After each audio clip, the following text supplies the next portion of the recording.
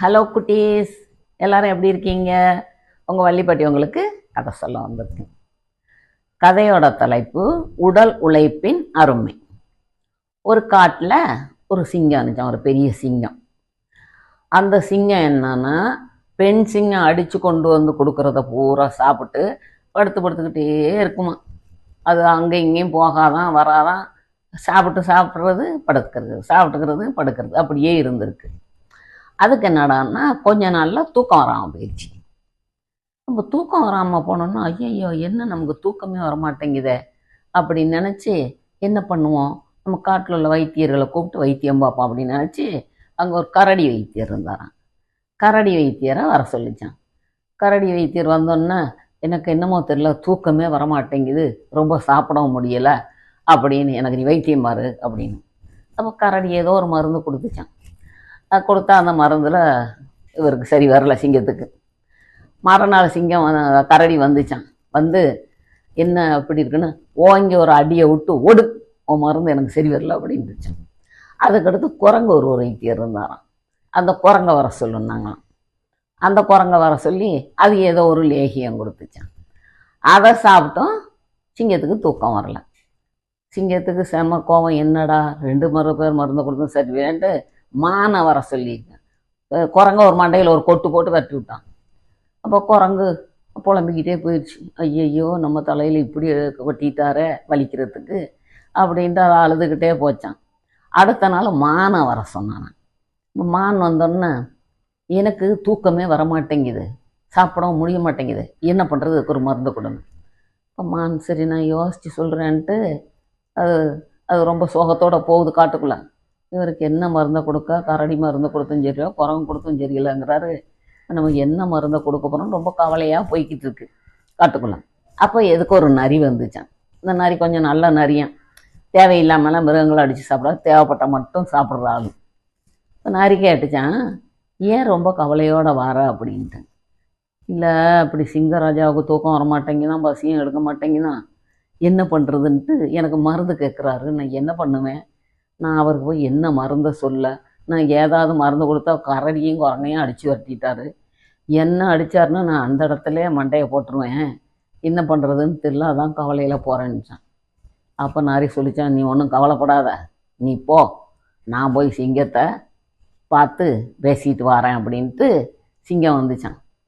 சிங்கம் கிட்ட வந்து நரி வந்து நரி சிங்கத்துக்கிட்ட வந்து, சிங்கராஜா உங்களுக்கு உடம்புக்கு சரியில்லைன்னு கேள்விப்பட்டேன், மான் சொல்லிச்சு, நான் உங்களுக்கு ஒரு வழி சொல்கிறேன், ஒரு மலை மேலே ஒரு சாமியார் இருக்கார், அவர்கிட்ட போனீங்கன்னா அவர் உங்களுக்கு நல்ல மருந்து தருவார், வாங்க நான் கூட்டிக்கிட்டு போகிறேன், நம்ம போய் அந்த சாமியாரை பார்ப்போம், பார்த்தோம்னா அவர் தந்த மருந்தில் உங்களுக்கு சுகமாகிரும் அப்படின்னு. எனக்கு என்னமோ நல்லா சுகமாகணும், நல்லா தூக்கணும், நல்லா சாப்பிடணும், நல்லா தூங்கணும், அதனால் நான் உன் கூட வாரேன்ட்டு சிங்கம் கிளம்பி போகுதான்.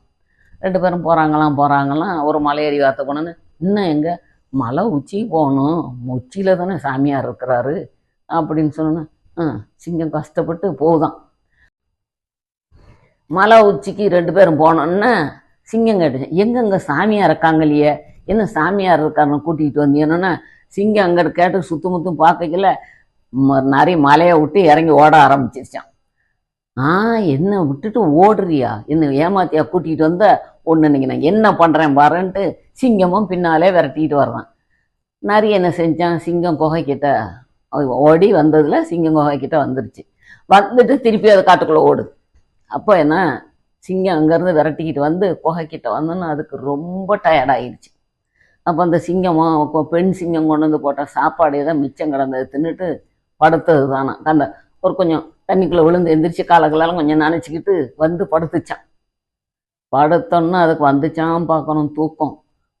அது வந்து படுத்ததுலேருந்து மறுநாள் காலம்புற வரைக்கும் ஒரு அப்படியே தொடர்ந்து தூங்குதான். காலையில் தூங்கி எந்திரிச்சோன்னு ஒரு 6 மணி போல் தூங்கி எந்திரிச்சோன்னு பார்த்தா அதுக்கு உடம்பு நல்லா ரிலாக்ஸ் ஆகிருச்சு, உடம்பு நல்லா வந்துருச்சு. ஆஹா, உடம்பு இன்னைக்கு தானே நல்லா இருக்குது, நல்லா தூங்குனதில் உடம்பு நல்லா ஆகிருச்சு அப்படின்னு நினச்சிக்கிட்டு இருக்கையில் நரி மெல்ல மெல்ல வந்துச்சான். இப்போ நிறைய பார்த்தோன்னா, ஆமாம் நீனு என்ன நேற்று நான் சாமியாரை பார்க்கணும் கூட்டிக்கிட்டு போனால் அங்கே சாமியாரும் இல்லை ஒன்றும் இல்லைன்ட்டு அடிக்கிறதவங்க. அப்போ தான் சொல்லிச்சான் நரி, சிங்கராஜா பொறுத்துக்கோங்க, நீங்கள் வந்து சாப்பிட்டு சாப்பிட்டு இங்கனே படுத்து கிடக்குறீங்க, அதனால உங்களுக்கு பசியும் வரமாட்டேங்குது, தூக்கமும் வரமாட்டேங்குது. நீங்கள் கொஞ்சம் அலைஞ்சிங்கன்னா தான் உங்களுக்கு தூக்கம் வருங்கிறக்கான தான் நேற்று நான் அப்படி உங்களை கூட்டிகிட்டு போனேன். நீங்கள் மலை வரைக்கும் ஏறிட்டு இறங்கி ஓடி வந்தீங்க பார்த்தீங்களா, அந்த டயர்டில் தான் உங்களுக்கு தூக்கம் வந்துருச்சு. நீங்கள் நல்லா தூங்கி எழுந்திரிச்சிங்க தானே. இனிமேல் நீங்கள் உங்கள் சாப்பாடை நீங்களே தேடி காட்டில் போய் வேட்டையாடி கொண்டு வந்தீங்கன்னா தான் உங்களால் சாப்பிடவும் முடியும், நல்லா தூங்கவும் முடியும் அப்படின்னு சொன்னேன். ஆமாம் ஆமாம் நெசந்தான், நீ சொல்கிறது சரிதான், நான் இங்கேனே தின்ட்டு இங்கேனே படுத்து கிடந்ததுனால தான் எனக்கு தூக்கம் வராமல் இருந்திருக்கு, இனிமேல் நான் அப்படியே செய்கிறேன் அப்படின்ட்டு மறுநாள்லேருந்து சிங்கம் பெண் சிங்கத்தோட வேட்டைக்கு போகுமா. போய் அந்த பெண் சிங்கம் தான் வேட்டையை ஆடும், ஆண் சிங்கம் வேட்டையாடுறது. அப்போ ஆண் சிங்கம் என்ன செஞ்சால் விரட்டி அங்கே உள்ள மிருகங்களெல்லாம் வளைச்சி பெண் சிங்கம் பிடிக்கிறதுக்கு ஈஸியாக வளைச்சி விடுமா. பெண் சிங்கம் அதை வேட்டையாடி கொண்டு வந்து கொடுக்குமா. அதுக்கு பிறகு ரெண்டும் சேர்ந்து நல்லா சாப்பிட்டுக்கிட்டு சந்தோஷமாக இருக்கும். இந்த கதையிலேருந்து நம்ம என்ன தெரிஞ்சுக்கிட்டோம்னா, நம்ம உடம்புக்கும் கொஞ்சம் உழைப்பு இருக்கணும். ஒரே இடத்துலேருந்து ஃபோனை பார்த்துக்கிட்டு வச்சுக்கிட்டு அப்படியே உட்காந்துக்கிட்டே டிவியை பார்த்துக்கிட்டு இருந்தோம்னா சரியில்லை. நம்மளுக்கு கொஞ்சம் உடம்புல ஆக்டிவ் இருந்தால் தான் உடம்பும் நல்லா சுறுசுறுப்பாக இருக்கும், நம்ம சுறுசுறுப்பாக வேலை செய்யவும் முடியும், மூளையும் நல்லா வேலை செய்யும். அதனால் குழந்தைங்களாம் நீங்கள் ஸ்கூலுக்கு போனாலும் சரி, அந்த பீரியடு விளையாட்டு பீரியடில் கொஞ்சம் போய் வெளியில் விளையாடுங்க. அதாவது கவனமாக விளையாடணும். கவனமாக விளையாடிட்டு வந்தீங்கன்னா உங்களுக்கு நல்லா. அதே மாதிரி வீட்டிலையுமே ஒரு டைம் கிடைக்கிற நேரம் கொஞ்சம் விளையாட போகணும். ஒரே இடத்துல உட்காந்து எதையும் பார்த்துக்கிட்டு இருக்கக்கூடாது, டிவியை பார்த்தேன் ஃபோனை பார்த்தேன்ட்டு அப்படி இருக்கக்கூடாது. உடம்பு கொஞ்சம் உழைப்பு இருந்தால் தான் நம்ம உடம்பும் தெம்பாக இருக்கும், நம்மளும் நல்லா இருக்கலாம். ஓகே குட்டீஸ், கதை பிடிச்சிருக்கா? பிடிச்சிருந்தா லைக் பண்ணுங்கள், ஷேர் பண்ணுங்கள். அடுத்த வாரம் உங்களை இன்னொரு கதையோடு பார்க்குறேன். பாய்.